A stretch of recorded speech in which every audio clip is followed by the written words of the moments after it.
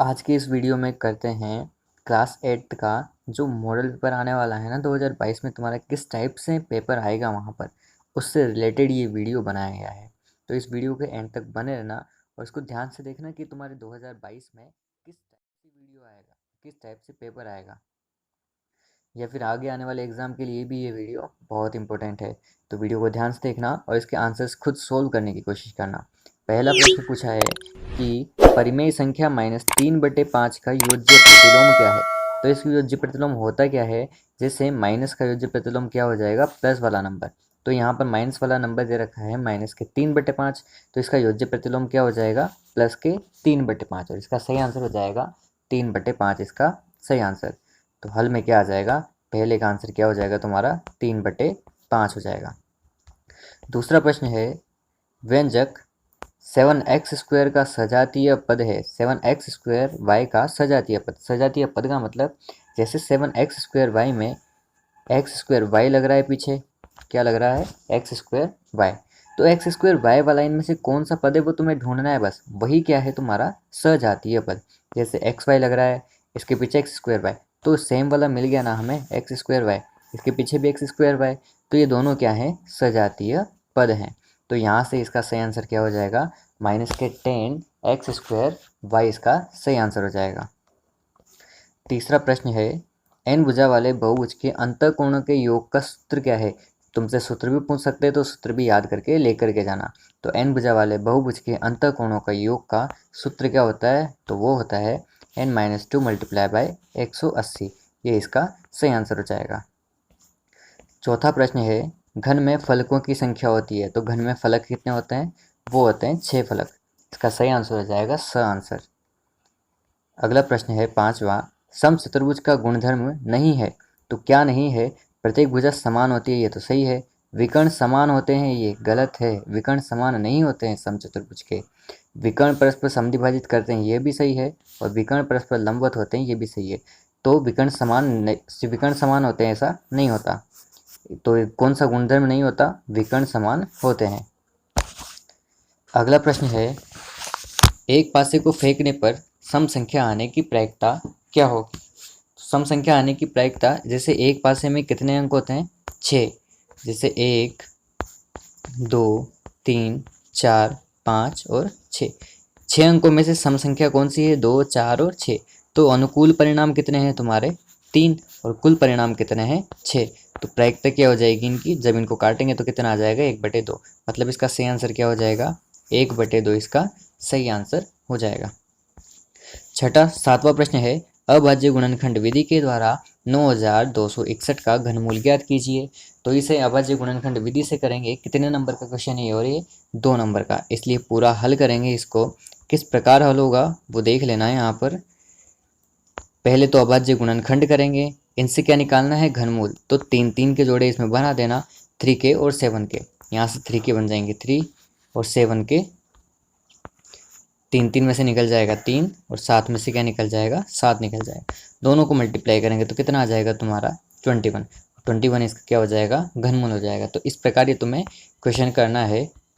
अगला प्रश्न है, निम्नलिखित अनुपातों को प्रतिशत में परिवर्तित कीजिए। तो अगर किसी अनुपात को तुम्हें प्रतिशत में परिवर्तित करना है ना, तो उसके लिए क्या करना, प्रतिशत में परिवर्तित करने के लिए उसे 100 से गुणा करते हैं। किससे गुणा, 100 से गुणा। जैसे 2/5, इसको गुणा किससे किया, 100 से। तो ये किसमें हो गया, अब तुम्हारा प्रतिशत में। मतलब कितने प्रतिशत हो गया ये, 40%। तो इसका सही आंसर हो जाएगा कितना, 40%। इसी प्रकार 3/4 का निकालना, तो कमेंट बॉक्स में कमेंट करके बताना। अगला प्रश्न है, व्यंजक m² - 10m + 21 के गुणनखंड कीजिए। गुणनखंड कैसे करते हैं समझना एक बार। जैसे m² - 10m + 21 के गुणनखंड करने हैं ना, तो हम गुणनखंड किसके करेंगे, 10 के। इस 10 के गुणनखंड इस प्रकार करने हैं कि जोड़ने या घटाने पर तो -10m आ जाए और मल्टीप्लाई करने पर कितना आ जाए, 21 आ जाए। तो इसके टुकड़े क्या हो जाएंगे, -7m और -3m। जब दोनों मिलकर क्या बन जाएंगे, -10m बन जाएंगे, और मल्टीप्लाई करने पर भी 21 आ रहा है, इसलिए इसके सही टुकड़े क्या हो जाएंगे, 7m और 20m। m² - 7m, यहाँ से कॉमन आ जाएगा m, तो m कॉमन लेने के बाद क्या बचेगा, m - 7। इन दोनों जगह से कॉमन आ जाएगा -3, तो क्या बचेगा m-7। दोनों जगह से फिर कॉमन आ जाएगा हमारा m-7। m-7 कॉमन आने के बाद क्या बचेगा, m और -3। तो इसके गुणनखंड क्या हो जाएंगे, m-7 m-3 इसके गुणनखंड हो जाएंगे। अगला प्रश्न पूछा है, निम्नलिखित आलेखों को देखकर प्रश्नों के उत्तर दीजिए। इस आलेख को देखना है और इसके प्रश्नों के उत्तर देने हैं। पहला क्या पूछा, a तथा d के निर्देशांक, a तथा d के, तो a पर कहाँ तक गया, x के मान में 4 तक गया, और y पे कहाँ तक गया, 0 तक गया। मतलब a के निर्देशांक क्या हो जाएंगे, x में तो 4 तक और y में 0 तक, तो ये हो जाएंगे इस a के निर्देशांक। d के निर्देशांक क्या हो जाएंगे, d में x में 1 तक चला, फिर यहाँ से कितने तक चला, ये 4 तक। मतलब d के निर्देशांक क्या हो जाएंगे, 1 और 3 तक, 3 तक चला है यहाँ पर कितना है, 3 है, तो 1 और 3 इसके निर्देशांक हो जाएंगे। विकर्ण BD की लंबाई ज्ञात करनी है। BD कहाँ पर है, ये वाला BD कहाँ पर है, ये वाला क्या है BD। कितनी लंबाई है इसकी, 1 से कहाँ तक जा रहा है, ये 7 तक, तो टोटल लंबाई कितनी है इसकी, 6 इसकी लंबाई हो जाएगी। इसके आंसर देख लो, A क्या हो जाएगा 40, D हो जाएगा 1 3, और BD की लंबाई कितनी हो जाएगी, 6 का इसकी लंबाई हो जाएगी। अगला प्रश्न है, मानक रूप में व्यक्त कीजिए। इसको मानक रूप में व्यक्त करना है ना, तो कैसे करेंगे,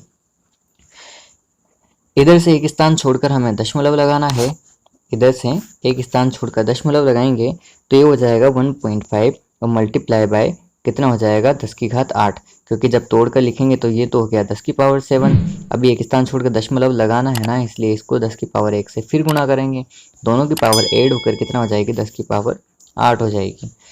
इसी प्रकार अगला प्रश्न करना है तुम्हें, इसका आंसर यहाँ पर देख सकते हो, ठीक है, इसे करने की कोशिश करना। 13वां प्रश्न है, ए का मान बताइए। जहाँ ए एक अंक है, ए क्या है, एक अंक है, और यहाँ पर ए के मान बताने हैं। इसी प्रकार दूसरा क्वेश्चन है, ए तथा बी का मान बताइए, जहाँ पर दोनों क्या है, अंक है। तो इसे कैसे हल करेंगे वो देखना। ए की जगह पर कौन सी वैल्यू रखेंगे कि उसका इकाई का अंक कितना हो, 6 आ जाए, तो 6 रखेंगे। ए की जगह पर कितना रखें, 6 रखें, तो कितना हो जाएगा 36 का 6 लिख दिया, हासिल लग गया 3 को 1 से किया तो कितना आ जाएगा 9, मतलब ए बराबर कितना आएगा, 6 आ जाएगा। इसी प्रकार अगला प्रश्न है ना, इसमें 2 + 7 किया, 2 + 7 करेंगे तो कितना आना चाहिए, 9 आना चाहिए। मतलब ए की जगह कितना होना चाहिए, 9 होना चाहिए। अगर यहाँ पर a बराबर 9 है तो यहाँ पर भी कितना होगा, ये 9 होगा, और 9 और 3 कितने हो जाएंगे, 12 हो जाएंगे। तो 12 के 2 हैं और कैरी लग गया 1, तो 6 और 1 कितना हो जाएगा, 7 हो जाएगा। मतलब a की जगह तो कितना आ गया, 9 आ गया, और b की जगह कितना आ गया, 7 आ गया। तो ये आ जाएंगे यहाँ से इन दोनों के मान। इसके आगे के क्वेश्चन हम अगली वीडियो में करते हैं। अभी के लिए इतना ही।